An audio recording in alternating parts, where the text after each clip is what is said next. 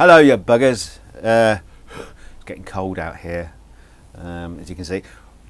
Right, what's been happening? It's been busy.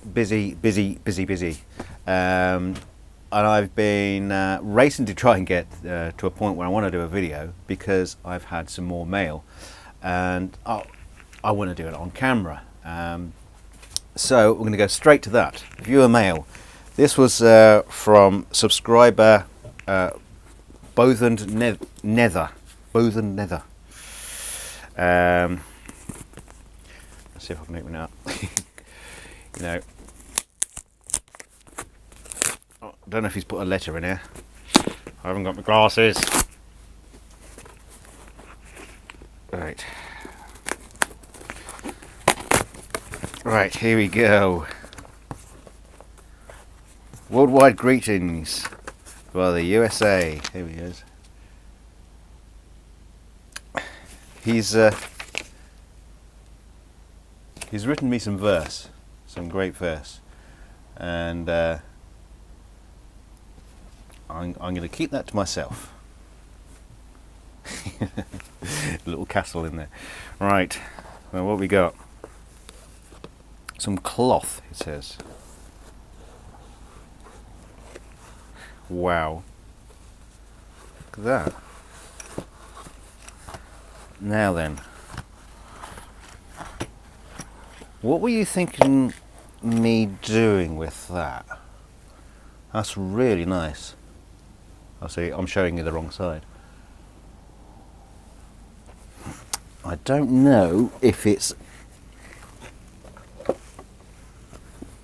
big enough for a scratch plate. Oh, sorry. A headstock.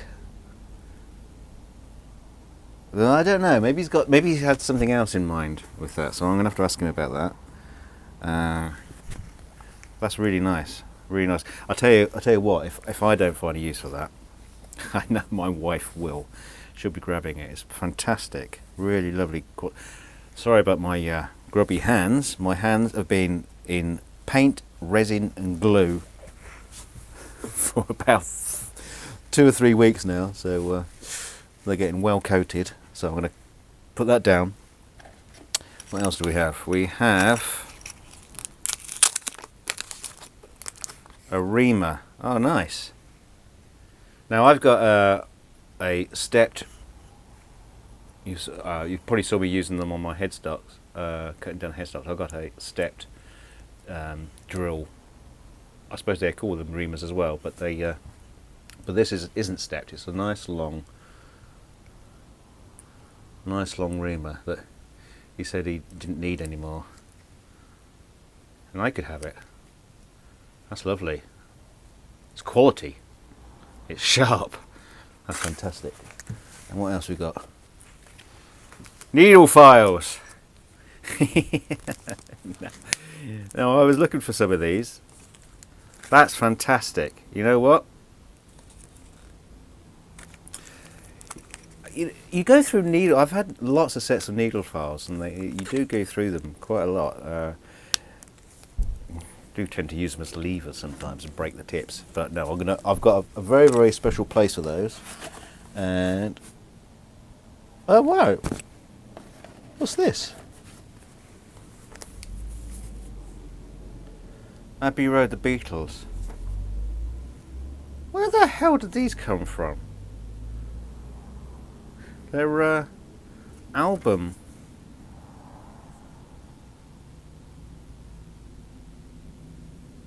Are these original? These are album.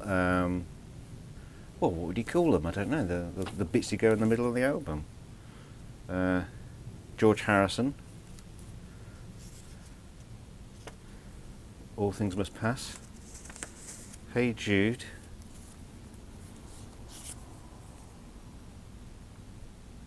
Well, these can't possibly be original. Apart from anything else, the design looks too good. But that's really nice. Hey Jude. Hey Jude. That's great. I mean, everybody loves the Beatles. He asked me if I was a big Beatles fan, and I said, well, you know, not really. I'm not really a big Beatles fan. But he says, well, what do you like? I said, what? I realise that I'm not really a fan of anything. I just like just about most kinds of music, apart from jazz. I'm not too keen on jazz, but I think that's basically because I'm a I think I just don't really appreciate the technicalities that go into that. So thank you so much, Mr. Nether. That's fantastic. Okay, where's my show notes? I need my show notes. And the verse. I want to keep the verse. Read that. Right. Yes. Now, great thing that these tools are going to be going into my brand new doctor's bag. Because it's freezing cold out here, I've been working inside in 2 locations. I've got a little table cleared in the kitchen, then I'm taking it to the front room, and so I'm going everywhere. And obviously, what happens is tools get spread left, right, and centre, and so you end up wandering between 3 locations trying to find the tool you need. But most importantly are guitar specific tools. I mean, obviously you can, and my house there's probably a screwdriver in every room, but I found at our local charity shop this really groovy trumpet case for £1.99 of your earth pounds. So I've ripped out the interior because it didn't have a trumpet in it, and I don't have a trumpet. And built a new interior. Let me angle you down, bring you a bit closer maybe. Oh, and there you go. I've got some glasses now. I thought probably one of the most important things to have in a case is glasses. So yeah, I haven't filled in all the areas here where I want to keep some tools. I mean, I've only literally just finished this today, and going to bang the microphone. What the great thing is this is just the right length for keeping straight edges and things in. Fantastic. So that pop on there. And the really other useful thing about this is this back section here will pull out, and I can adjust where I want these little tags to be. They're just looped in round back, bit of board with a little pin just holding them in place at the back, so I can shuffle those around wherever I want. That's really cool. I'm going to take that out because I want to talk about that later in a separate video. Right. What else has been happening? Yeah, tons of things have been happening. It's been quite difficult just trying to keep your mind on one thing, because you do a bit outside, it starts to get cold and dark, and you go inside, do a bit there. I think I showed you in my last video. I was going to show you what I was thinking about doing with my lefty Strat. I was going to cover it with branches and leaves. Now, I did that, and I did do a video of it, of me doing it, and I haven't uploaded it. I just didn't really like the way it was looking. When I pressed the plant down and embedded it in resin, a couple of the leaves is folded over in the wrong direction. I just didn't like it. So I basically just stripped it down again. Now the interesting thing about this, stripping it down, just took a few minutes, just a couple of minutes, with my new invention. I say it's an invention because I've been looking around. I've had this idea in my back of my head for quite a while now, and I've been looking around, and I haven't been able to see anybody who's done anything like this. It's not finished yet. Now then, let me move my goodies, move my show notes. I say show notes, and voila, here it is. It's a overhead router, and it's built in a frame that rises up and down. It's got a counterweight on the back, which is just this bar. It sits on rollers. Interesting thing about the counterweight is I was looking for some lead shot or something like that to fill the counterweight up, and I actually worked out that pound for pound, quite literally pound for pound, the coins was exactly the same amount of money than it would be to buy some counterweight material. So this beam is just full of pennies and 2 pences. 1 penny is half the weight of 2 pence, so it all adds up quite equally. And yeah, so the other great thing is, of course, because it's coins, it's totally recyclable. So that's counterweighted on this riser. Now that can be clamped off, locked off, and if I had a clamp I'd show you, but you know how clamps work, so I won't.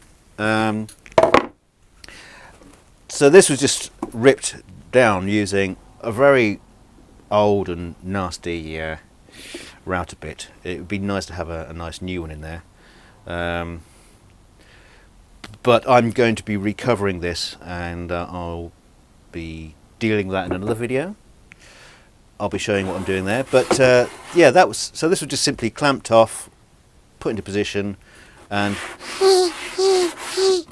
well, actually just went with the grain, going backwards and forwards, and it just took the top off. So it's effectively a thicknesser planer. You can set it at any height you want. But the reason why I've got it doing this is because I'm going to be fitting a cable to it, which will lead to a foot control, and that will control the rise and fall, or basically just I'll be able to push down on the pedal, and the router will push down, and I'll lift my foot up and it will pull away. So then I can carve, use it to like carve a guitar body. So that'll be quite interesting. There's a couple of carving projects I want to do that I've got in mind, and just this idea, this invention, might be really good at doing that. Now, obviously, my mechanism to control the rise and fall is going to be controlling this whole thing. Now I've got this so far, and it's working really, really well, and it's pretty successful. I kind of wished I'd gone bigger and bolder. I might go back and use and rebuild this at another time using a really nice Triton plunger router, which has got micro adjustments and all sorts of things. And because it's a plunger router, I could fit the mechanism to control the actual router itself on this bed, so you'd be able to just set the height wherever you want, and then push down on the foot pedal, and it will control the height of the router. So yeah, but my time spent on that has already proved its point. The other great thing about this is it's got a slight downward force, so I've got a little cap that I'm going to put in here just to round off this area, and this will take my router bits for cutting binding. So you'll be able to just move the guitar body round, and it will cut the binding channel around the edge, and you'll be able to just like adjust the counterweight, adjust the balance. You'll be able to use the foot control as well, just to control it a little bit. So that's what that's for. Yeah, what else? I'll come and sit down again. Now you've seen that. Yeah, I mentioned that I was doing some 3D prints. So I've got some 3D printing done, and I can show you a few bits of it here. See if I can get it to show up on the camera. But I've made some new pickup covers, and so these are all modelled in 3D, and what I've got on here, I've got some primer paint. So they all come with a very, very, very slight sugary texture to them. So I want to get rid of that. So this one is a kind of like I call it an engine block. It's kind of like a heat sink sort of thing. That will be cast in with carbon fibre ridges, with a aluminium powder mixed into the resin, and that will polish up to like a nice shiny kind of like aluminium engine block. That's why I call it an engine block. This one you might not be able to see too well because of the I haven't got the smooth paint finish on there. You can see a slight little pattern emerging from the paint there, the filler primer. The 3D printing, even though it's super accurate, you do kind of get like repeat patterns maybe that are in the 3D model mesh, even though they're all on the same plane. Unusual, but there you go, there's a bit of a repeat pattern going on there. This one you probably can't see too well, but it's all the edges are rounded off, it's all nice and smooth. So I've got to so I'll be moulding those. The other things that go along with those are like knobs. This is all part of my 3D printed knob moulding kit, which I'll probably go into in another video once I've started preparing these. And I have a really cute little vacuum chamber that basically, at the moment, it works really well just using the household hoover or vacuum cleaner, as opposed to going out buying any expensive vacuum pumps. So that could be good for people. And following from that, I'm thinking I'm going to be developing a kind of like a household what do you call it? Injection molding process. Possibly. I don't know if it will work, but that'll be interesting if I do, because obviously injection molding is really expensive to get it done. And but if you can use injection molding techniques at home to get really nice castings, that's got to be worth doing. Anyway, I haven't done it yet, so we'll have to see if that works. What else we got? Oh, it's not on my list, but it's sitting right there. The PV neck. That was my last two videos. If you watched those monstrously long videos, you'll know what I'm talking about. Or you might have sort of like the first minute and thought, oh, I'm not watching any more of this. But anyway, the PV neck. Have I refit it yet? No. But it's all to do with getting this finish.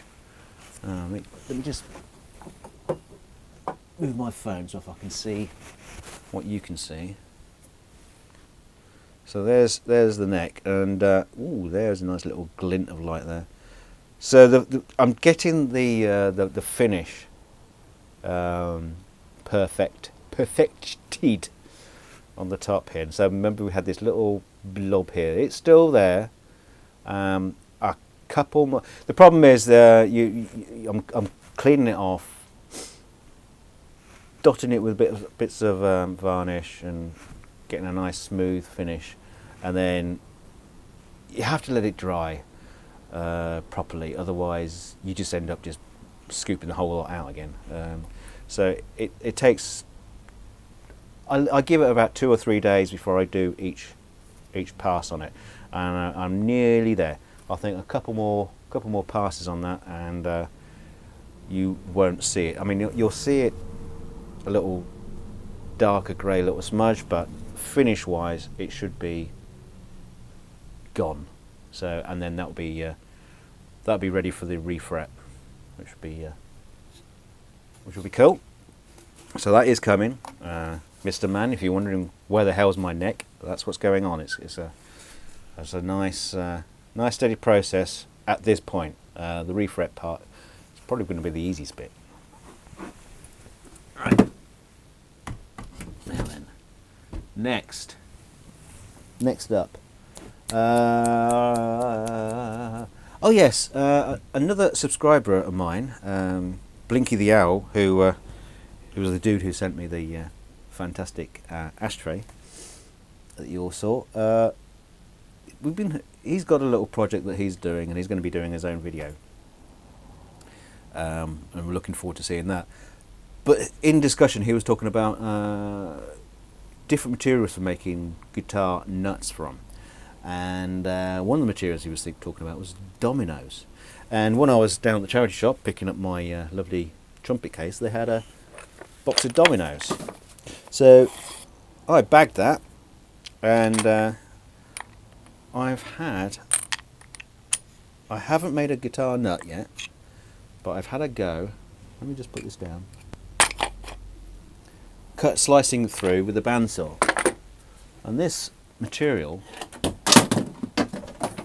there goes my multimeter. This material is awesome.